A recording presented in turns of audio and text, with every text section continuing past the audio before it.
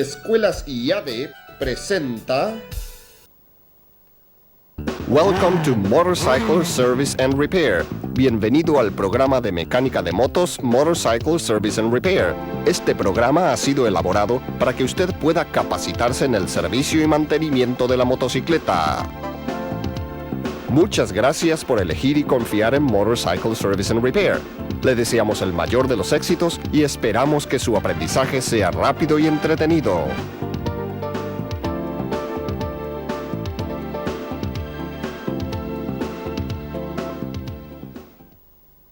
Servicio del sistema de ignición. Para que el motor de la motocicleta funcione bien, el sistema de ignición debe estar en buen estado. Si el sistema estuviera mal ajustado o no funcionara bien, el motor tendría un desempeño pobre y podría sufrir daños. Antes de comenzar con el diagnóstico y mantenimiento de este sistema, recordemos algunos de los diferentes tipos de sistemas de ignición. El sistema convencional, que puede ser energizado por la batería o el magneto, que produce la chispa al abrirse los contactos. Y los sistemas más modernos, como ser el CDI o ignición por descarga capacitiva, en el cual el primario es energizado por la descarga de un condensador, y los puntos son reemplazados por un interruptor electrónico comandado por un sensor. El sistema transistorizado, que posee una unidad o módulo de encendido y de avance electrónico. Y en las motos más modernas, el sistema de ignición digital, comandado por una unidad electrónica de control y con el avance establecido por la información de los sensores periféricos, que es analizada por la computadora, la cual crea una curva de avance más apropiada para el desempeño del motor. En este esquema podemos apreciar diferentes sensores, entre ellos el captor de velocidad de rotación del motor, el cual envía información al computador leyendo las RPM. Este dato es indispensable para la sincronización del encendido. En los sistemas convencionales, muchas veces el punto de encendido está fijo con un avance el cual no se modificará en toda la gama de revoluciones. Al afinar el motor, ajustamos el avance tomando como referencia el punto muerto superior del pistón. Con esta herramienta, medimos la distancia en milímetros antes del punto muerto superior, indicada por el fabricante. Colocamos el cero del comparador correspondiendo al punto muerto superior del pistón. Girando el motor hacia atrás, colocamos el pistón en la distancia en milímetros indicada por el fabricante como punto de encendido. Este es el contacto móvil. Y este es el patín, actuando sobre la excéntrica o leva en la punta del cigüeñal. Como sabemos, el preciso momento de la apertura del contacto equivale a la formación de la corriente de alta tensión en la bobina. Estas son las plaquetas desplazables sobre las cuales se instala el platino. Revisamos que las conexiones se encuentren limpias y debidamente apretadas. Ahora procederemos a dar servicio al platino utilizando los tornillos de ajuste y un calibre de espesores o láminas.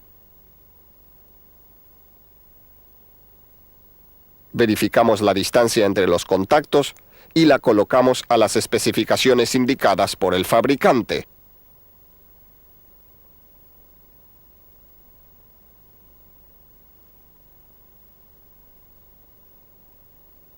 En esta moto repetimos el ajuste en el otro platino, dado que tiene un contacto para cada cilindro.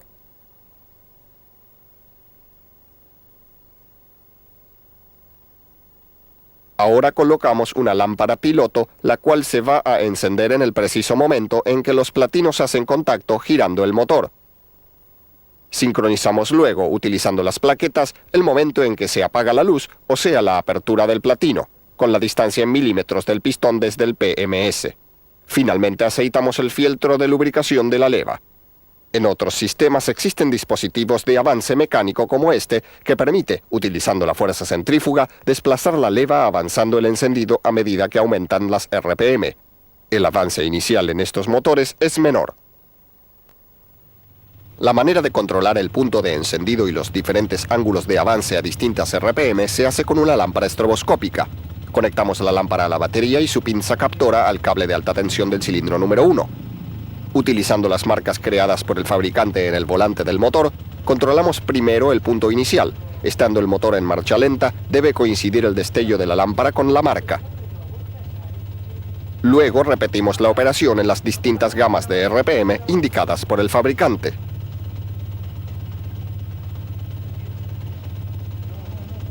En este caso, elevamos el motor a 3000 revoluciones por minuto.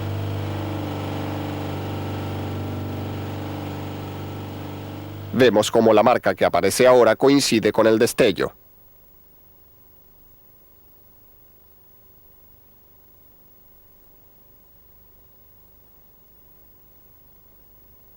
Asegúrese verificando en el manual los grados de avance de acuerdo a las RPM.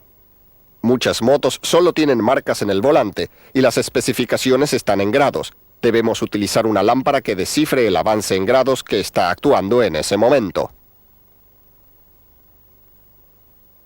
En el sistema de encendido de volante magnético podemos utilizar la lámpara como control visual del sistema de avance electrónico.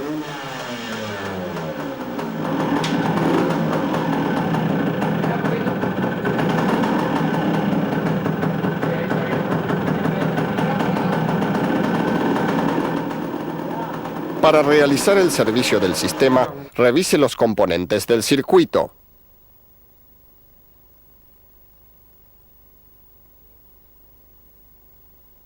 Quite e inspeccione las bujías.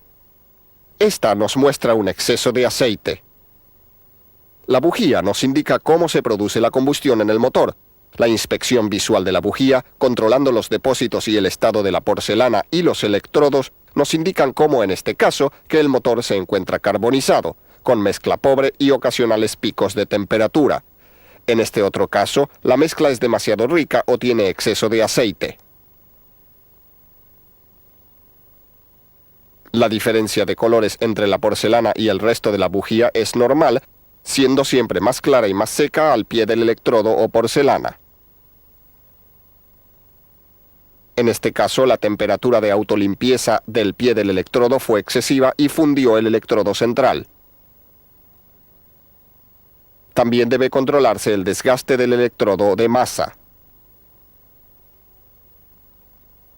Los motores de moto utilizan bujías de rosca larga o corta, como esta, independientemente de su grado térmico o de autolimpieza. Este grado está dado por el largo del pie de la porcelana. En este caso vemos bujías de rosca corta a la derecha de grado térmico caliente y a la izquierda de grado térmico frío. Recordemos que el largo de la porcelana indica el grado térmico de funcionamiento debido a que cuanto más larga es esta, más dificultades tiene en evacuar el calor.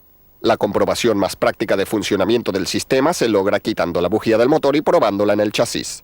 Procederemos a darle servicio a la bujía.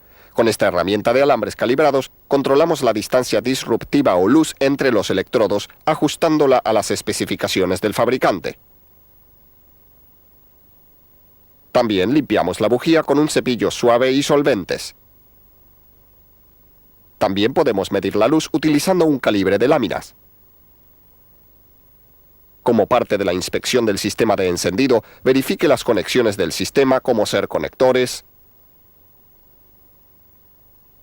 módulos de encendido, terminales de bobinas.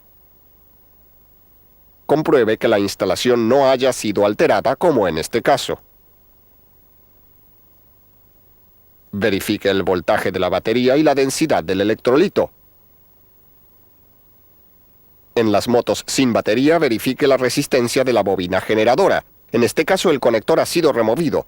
Identifique el terminal del color del cable. Mida la resistencia. Debe ser la indicada por el fabricante. Ahora verifique los fusibles. Compruebe ahora las bobinas de encendido. Como recordaremos, la bobina está compuesta por un arrollado secundario de cable fino de muchas vueltas y un arrollado primario de cable grueso de menos vueltas, colocados uno sobre otro y a su vez ubicados sobre un núcleo de láminas de hierro dulce. Esta es otro tipo de bobina que cuenta con un arrollado secundario, uno primario y una conexión independiente de masa que se utilizará para conectar el platino. En este tipo de bobinas, el núcleo atornillado a la carrocería no provee la conexión de masa. La comprobación que hacemos en una bobina es medir con un multímetro la resistencia de los arrollados. En este caso medimos el primario conectando una punta a la salida del primario y la otra a masa. Luego, cambiando la escala, medimos el secundario de esta manera.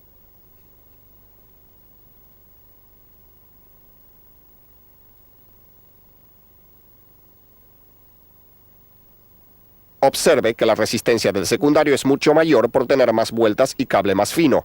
En esta otra bobina sí se mide el primario utilizando el cable de masa.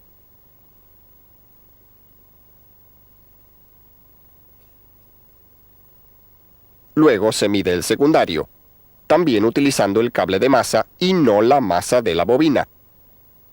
Al hacer esta medición se hace circular la corriente del tester por los arrollados de forma independiente, comprobando así la resistencia que ofrecen al paso de dicha corriente. Se coteja la lectura con la resistencia y tolerancia indicada por el fabricante. Se comprueba además que los arrollados no estén cortados.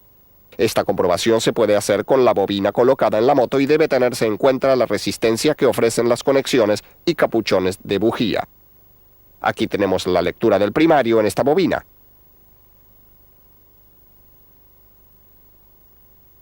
Y la medición del secundario, para la cual en esta moto se conectan las dos puntas del multímetro en los capuchones de la bobina por ser una bobina doble que activa dos bujías a la vez.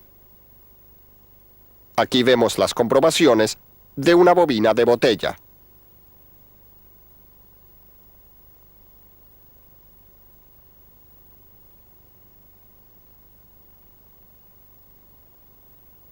Ahora comprobamos el estado de la bobina generadora de pulso del encendido electrónico. Seguimos el cable hasta el conector y lo desconectamos.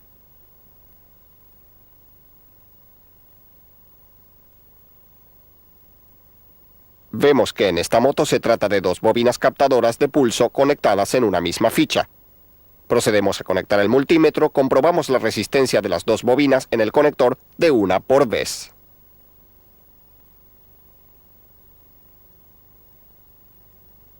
Así se comprueba su aislación a masa.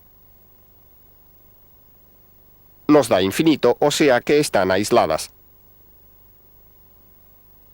En este otro modelo comprobamos la bobina directamente en la ventana del volante magnético. Otra de las comprobaciones del encendido electrónico es la medición de las resistencias internas de los diferentes circuitos del módulo de encendido.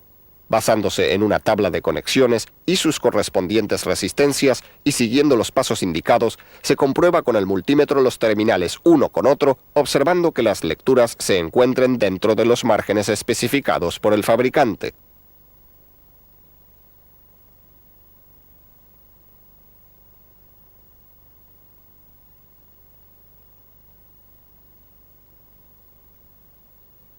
Diagnóstico de fallas. A continuación se describe la manera de determinar las causas posibles de las fallas que ocurren con más frecuencia en los sistemas de alimentación y de encendido. Recordemos que el diagnóstico es el que determina el trabajo a realizar. Un buen diagnóstico ahorra tiempo y trabajo. Para lograr un buen diagnóstico es conveniente seguir los pasos a continuación. Primero, determine los síntomas con precisión. Luego, revise la teoría de funcionamiento de los sistemas en cuestión. Tercero, analice todas las posibles causas que puedan ocasionar el problema. Luego, inspeccione individualmente los componentes. Por último, verifique nuevamente el diagnóstico, concluyendo si ha sido correctamente realizado y si está acertado.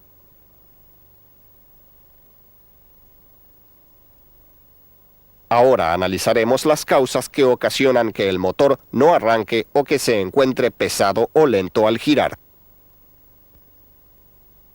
Esto puede ser ocasionado por un carburador mal instalado o desregulado, falta de juego en el cable, chicleres o surtidores obstruidos, válvula de aguja defectuosa o trancada, nivel del flotador incorrecto, suciedad en el combustible, orificio o manguera de ventilación del tanque obstruido, bujía sucia o empastada, chispa débil, huelgo insuficiente o excesivo en los electrodos, cortocircuito entre el cable de alta tensión y el chasis, terminales de la bobina flojos, cable del primario o secundario en cortocircuito, inducción insuficiente de alta tensión, bobina de campo con el cable interrumpido, unidad de encendido defectuosa. A continuación, veremos las fallas que ocasionan la pérdida de potencia y el desempeño pobre del motor. Filtro de aire obstruido o con agua. Posición incorrecta del seguro de la aguja. Carburador mal instalado. Gicleres o surtidores obstruidos. Orificios de aire taponados. Nivel del flotador incorrecto. Mala calibración del carburador. Válvula de combustible parcial o totalmente obstruida. Pobre circulación del combustible. Huelgo incorrecto de los electrodos. Avance de la ignición incorrecto. Carbonización excesiva en el motor. El motor. Debido a que la inspección del motor requiere del desmontaje de varias piezas, lo que lo hace un trabajo de tiempo prolongado, es imprescindible asegurarse que la falla o el motivo que requiere la inspección sea originada en el motor. Cuando la falla radica en el motor, se desarrollan ciertos síntomas fácilmente evidenciables. Por ejemplo, humo blanco continuo, baja compresión y cascabeleo pueden ser indicadores de problemas en el tren de válvulas. A su vez, golpeteos, cascabeleos, vibración, consumo excesivo de aceite pueden indicar problemas o roturas en pistones, bielas, aros, cigüeñal, rodamientos. También, la falta de potencia o el arranque pesado o difícil pueden ser causados por desgaste excesivo en el anillo y el pistón, anillos carbonizados, junta vieja o mal ajustada, carbonización en la cámara de combustión y en el escape. Todas esas fallas tienen orígenes variados, entre los que encontramos desgaste normal, falla del sistema de lubricación, mal ajuste y daño por materiales foráneos.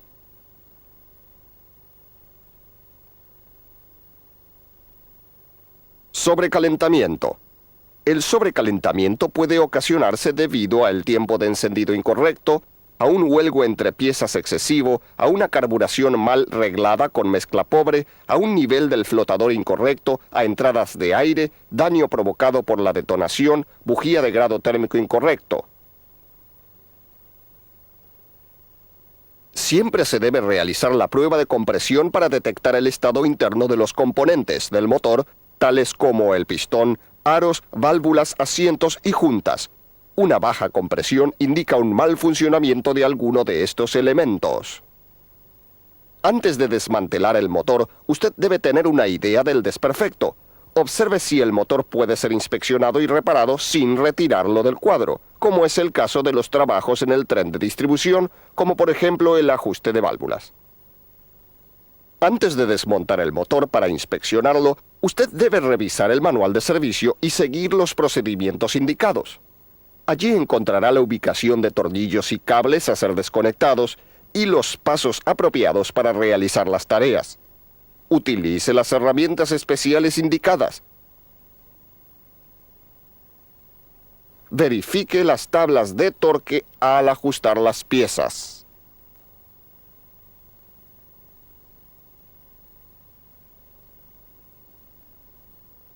Para comenzar con el desmontaje del motor, empiece retirando el carenado, el asiento, el tanque y otras partes de la carrocería.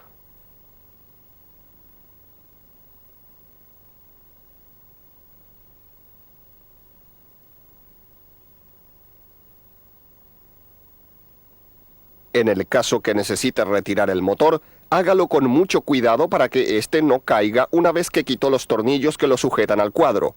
Un gato hidráulico puede facilitar esta operación.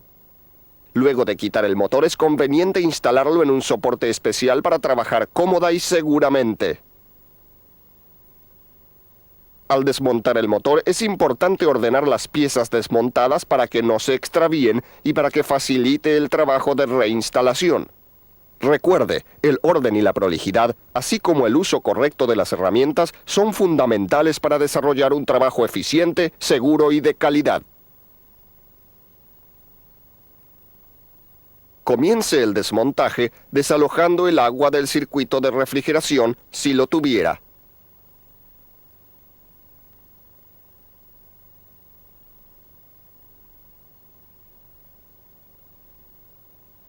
Para facilitar la evacuación del agua, retire el termostato y drene bien los componentes.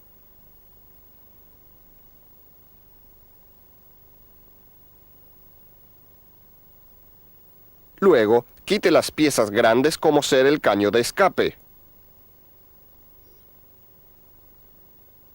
Luego, retire la tapa de válvulas si el motor fuese de 4 tiempos. En los motores de 2 tiempos, la tapa de cilindros descubre el pistón y la cámara. Luego se comprobará visualmente la formación de carbón o depósitos sólidos de hollín. Si los hubiese, procedamos a descarbonizar los elementos. Primero, en caso de no necesitar desmontar el pistón, coloque un paño para proteger el interior del motor y proceda a descarbonizar y sopletear. Descarbonice la cabeza del pistón con una espátula redondeada, no filosa, procurando no rayar profundamente la superficie.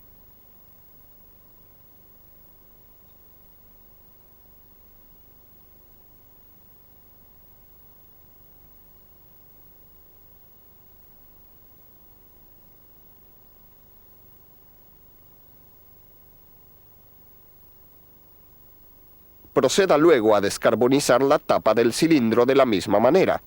Controle que haya desalojado todo el carbón. Las pequeñas partículas de carbón que quedan pueden desprenderse y afectar al motor. Descarbonice también el cilindro en las lumbreras. También quite el carbón del caño de escape.